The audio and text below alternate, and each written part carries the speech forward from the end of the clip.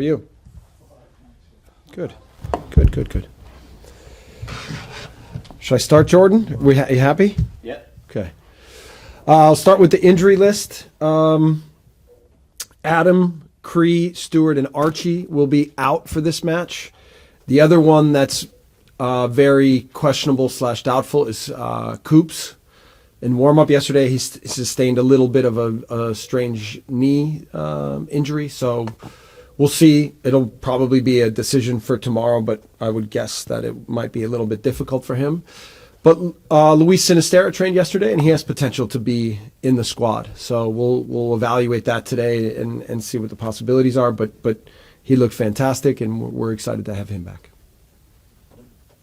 That's good news about Louis. You do have another signing, although not available tomorrow. Yeah. Talk to us a bit, if you can, now it's been confirmed about Georginio Yeah. Ruter. What's he going to bring to you, and how much do you need him right now? Well, I think, obviously everything that we're trying to do here, we're looking more what's important for the long-term project. Where we are in the moment, there's obviously a lot of thinking from the outside and pressure from different situations that every result means a lot. Obviously, that's always the case. I would say more that we identified Georginio. I've known him for a while. It was someone even I watched when I was at Leipzig.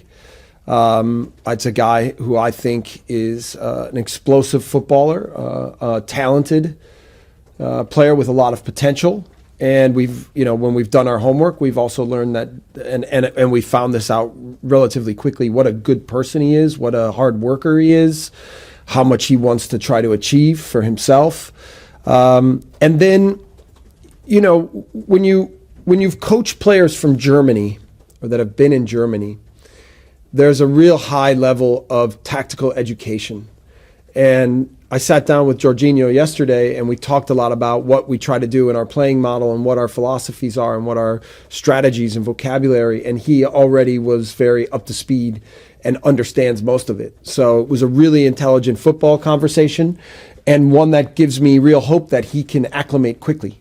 So that in the end, all of those factors were why he was the player that we fought after. Yeah, because like with Willie Gnonto, he obviously accelerated a lot quicker than we thought he would, and he was Premier League ready before we thought he would. Do you feel with Georginio that he is Premier League ready and that he could go straight into the side come Sunday? Yeah, I mean, Willie, I'll be honest, a lot of the first meeting I had with Willie when we talked about the same things, he was very responsive in the same way.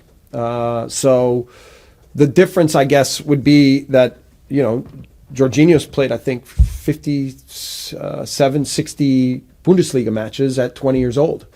That's a pretty quick ascension for a young footballer. And even he said it was amazing how much he learned going to Hoffenheim and going to Germany. So and I think that Willie had some of the same things in Zurich. So yeah, I think it gives us hope that he can be ready soon. And how do you see him fitting into the setup, Jesse? I mean, does he come wide? Does he play 9? Does he play 10? I think he has flexibility. One of the interesting things is when we did even research on him, right foot versus left foot. When you look at most players, they're very right or left foot dominant, obviously. Like someone who's both footed winds up being somewhere between 20 and 25% on their weak foot. That's how much they touch and move with the ball on that foot. Georginio's 50-50. He's maybe the most two-footed player that I've ever seen. And he's obviously strong with his left, but his ability to drive in both directions, his ability in 1v1 situations, his ability to run in transition, his fitness levels, speed, quickness, intelligence. There's a lot of big upside and potential with him. So I think we can use him as a striker. I think we can use him as a wide player. I think we can use him as a second striker. So I think there's a lot of flexibility. And we talked about that yesterday, and he's very open to helping the team in whatever way is necessary, and I think he can acclimate quickly. It's a lot of money. Clearly, it's the biggest investment potentially that was made in a player. Does that mean that's it? January? I won't talk about any more transfers. Right. Okay, but we're really we're really happy with both additions. really happy with both additions. I've heard you recently you wanted to create a high-performance environment, Jesse, which is something that you feel is your skill set's designed for. How close are you to doing that here? Friday was the second most high-intensity running performance in the last 5 years of the Premier League. I think it was a match that showcased the way that I would like our team to play. And it was from a physical perspective, from a tactical perspective, from a mentality perspective, a really strong statement for what we want to be. And, frankly, if I'm critical of myself, I'm frustrated that I haven't been able to access that quicker. And that's been the source of even, there was discussion a week ago about some of my frustration that I was showing on the bench at different times. And that was, that was at the source of my frustration, is trying to figure out how to help the players execute more clearly what we wanted to be. So I'm happy that we did that. I wish they would have been rewarded with the result, because I think it would have created ease in everything that we're doing. However, it gave me real belief, and more importantly, the players right now have real belief. So they now have a very clear example of the potential that they have. And what I said to them is, now's the chance for us to really start a process to become better. And finally, for me, how close are you to replacing Mark Jackson, your staff? Couple days. That's what I've said both last times, right? We've been working on this diligently, and it hasn't been the easiest to get done, but I'm hopeful again soon. Thanks. Yep. Hi, Jesse. I think most people would agree you probably got out of jail down at Cardiff in the first game. For this one, they're going to have a different manager, having sat their manager. Their players are probably going to believe that they can come to Elland Road, especially given your league situation. Do you take that into consideration, particularly the change of manager, and how will you address that with your team and your preparation? Well, I think, listen, I would argue different. I mean, the game was dominant, right? We dug ourselves a hole in that match, but I mean, by many standards, especially in the second half, we were absolutely dominant. They had 0.0 expected goals in the second half, and we were on top of the match. Now, we were lucky with the way we scored the last second goal. You're absolutely correct about that. I think we'll see a stronger side. They played a lot of reserve players, I think. I think we'll see a more of a team that they played against Wigan on the weekend. I think that the new manager will want the job, and will try to get his team to perform that way and go for the win. He has some history with certain people that I think also have a similar methodology to what we tried to do here. Valerian Ismail is a coach that I know well from Austria, and a very good coach. He was at West Brom. And he was at Besiktas. They were at Besiktas together. So, I expect him to play a little more intensively than they did at Cardiff, but still look to defend well and catch us on the counter. So we'll be prepared for that kind of match. Talking of preparation, the winners play Accrington or Boreham Woods. Would I be right in thinking possibly you don't know too much about those teams, given where they are, although played Accrington in the Papa John's Trophy? Yeah. They're playing tonight. Are you going over or sending people over to have a look at that? And how difficult is it to prepare for a game like that, assuming you get through? Bearing in mind you don't know too much about them and you've only got 10 days to prep for it. Yeah, I mean, listen, we always watch a lot of the opponents' last 10 matches and then evaluate how we create match plans against them. So this will be the same. So we'll be ready for, right now our total focus is just to take care of business. And then when we cross that bridge, when we come to that bridge, we'll be ready to cross it. So, and I know, obviously, it is one game at a time. The media, fans particularly, will like to look ahead, given the number of Premier League teams that have already gone out of the competition, and more are going to go out in the next round because they're playing against each other. The potential draw, I know the club have said to you, and you understand the importance of the cup. Do you look and think that this could be our year, and also can it help you in the Premier League? I think I always take the cup matches very seriously. I said the lineup we put on the pitch, given the physical situation we were last week, would have been pretty much the same as what we would have played in a Premier League match. We had I thought actually the beginning of the match we were playing pretty well, and then we gave up 2 quick goals, and then we needed to adjust at halftime and push the match. In general, I think that where we are in this tournament, we can have hope to now handle our business on Wednesday night and go for it. We know it won't be easy, but we'll be at home. The club hasn't had a home FA Cup fixture in many years.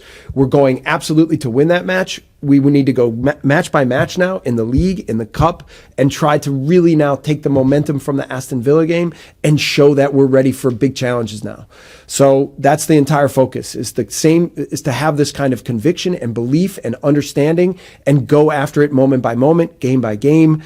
This is where we are. So, and my belief sitting here right now is higher than it's ever been.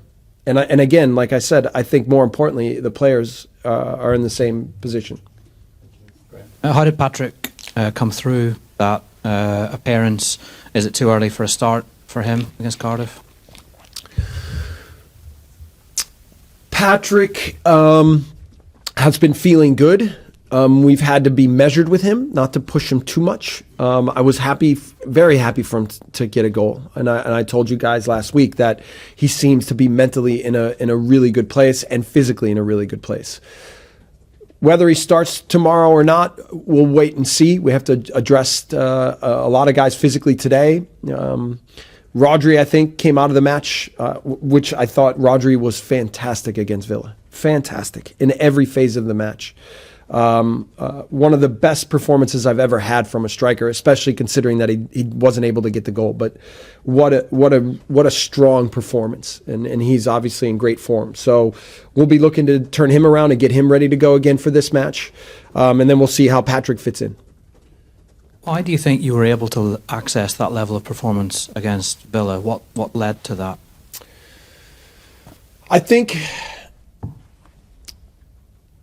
it's been a process, right? And some of it is managing the ups and downs, pushing the right buttons, finding ways to come up with solutions, adjusting my behavior at times, positive, negative, trying to show belief, but also demand more. And then in the end, help the players have confidence and belief in exactly what we want them to be. It's still so much work to do, but a real positive sign in Villa, for sure. You mentioned there that was the second most intense performance in the last 5 years in the Premier League. Was that right? Can you explain that scale and how you've come to that conclusion? High intensity running, I think it was over 13,000 meters for a match, which is, again, and by the way, only 48 minutes in active time, play time. Brilliant. So to achieve that with a low ball and play time is phenomenal. And that's been, there's been a lot of talk about this ball and play time, even with the league and referees and how they manage certain situations. Villa gets the lead early, and then they do a lot of game management. But I think the last 3 performances in general are 3 of our highest in the history of the Premier League for Leeds United, based on per minute. Ball and play time. So, yeah, that's in that sense. I think again we're getting clearer and stronger and better tactic, and it also helps that tactically the players are understanding more and able to commit to it at a higher level. So, yeah, I know, as frustrating it is for the fans when we don't get the results, I know that their confidence wavers in what we're doing, but again, on the inside, our confidence is moving absolutely forward, and for me, I'm at the highest belief I've been since I've been here. Does the size of the transfer fee for Georginio put pressure on you and him to make that work? No. I think, listen, in general, I tell you, Baron, I don't know what any of the players' salaries are or their contract situation. I just try to treat them for what they are and who they are, and try to maximize the potential of what they can become. And the more that we do that, I think the more that we're able to just have an environment that's about people and about development and about each other. And I think that's the way that we'll treat Georginio. I don't think he has any extra pressure from us. Obviously, there's certain external things that he and we will have to manage for expectation. But and by the performance yesterday, by his fitness level right now, by his intensity, by his excitement of being here, I think it's going to be a big opportunity for him to step in quickly. Yep. You have a lot of attacking options in the squad Yeah. now. Where does this leave Joe Gelhardt, particularly with Ruta now signed? I think there's been some internal discussions, and we'll make some decisions in the next coming weeks. In general, his attitude's been great. We've had good conversations. I think everybody's open to different possibilities. So yeah, you're right. We do have a lot of really good attacking options. Even Luis, after training yesterday, when we talked and I talked to him about how he was feeling, he mentioned to me, wow, we have some really good players now. And Luis is certainly one of them. So he looked fantastic. He looked fit. Joffy's looked great. His attitude's been fantastic. And he'll be ready. He'll be ready for tomorrow. Do you think at the moment you know who will fit where? I'm just thinking that you've got a regular goal scorer in Rodrigo up front. You've got Nonto, who's in excellent form out wide, and plenty of other choice as well. Yeah. This is the exact kind of problem that managers want to have, right? Is lots of options and yeah, some selection issues. But this is one of the reasons I was a proponent of 5 substitutions, because I wanted to build an arsenal of weapons and help them understand how to commit to the way we want to play and use them effectively match after match after match. So again, I think when we watch training every day, when we see the quality that we're developing in the team, when we're putting together the squad, we all believe in our potential. You've got plenty of attacking armoury in your ranks, Jesse. Do you think the crux of the second half of the season is going to be how well you defend? No doubt. And we've continued to try to address that. I think Max Wuber coming more into the fold will be helpful. With Max on the pitch now over the last 2 matches, we've given up 0 goals and we've scored 3. So I think that is important. We're trying to continue to make some tactical adjustments to be able to help specifically defend in some wide areas and in the box in wide areas. So, but you're right. The more that we can defend now, I think we know we can score. We know, and to be honest with you, scoring is the hardest thing to do in this sport. And so for us, it's been also trying to manage the opponent from scoring. The quality obviously has something to do with that, but the more leads we can get, the more clean sheets we can have, the better we'll get results.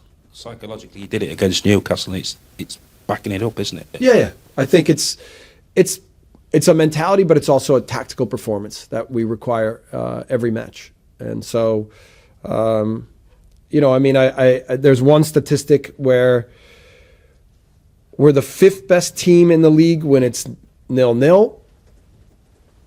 We're the best team in the league when we're down, and we're the worst team in the league when we're up. So we need to get the lead more, and then we need to be able to sustain the lead or expand on the lead, right? So, and that will be the goal here moving forward. Jesse, when you spoke to Georginio, you said he's a good guy. What were your impressions? What's your impressions of him? What kind of guy is he when you're speaking to him? Obviously young, but also dealing with that pressure that Behren talked about. Well, I had spoken to him before he had gotten here, when we were talking about the possibilities and trying to recruit him to explain to him what the project was. You can see he's a young, energetic person with a smile on his face that is naturally brave and excited about the potential to be a high-level footballer. He knows a lot of the players that I've coached in the past, like Christo Nkuku, Upamecano, Ibu Konote, high potential players. Elland, he knows Elland too from some of the youth teams, so he knew a little bit about me. I knew a little bit about him, and then I really enjoy the chance to have some football conversations with them and start to map out what our expectations are for them tactically and get to know them in that way. And it was a real engaging. Again, he's always been really engaging, and I think even with the team. He said he's had to learn more German in the last years than English, but I think his English is good enough, and it will come around even faster after a few weeks of being here. But I think in general, we're excited about the potential of what he can become. When you talk about potential and you talk about the future, does that level of investment show the backing that you have from your board that they would do that for you? Yeah.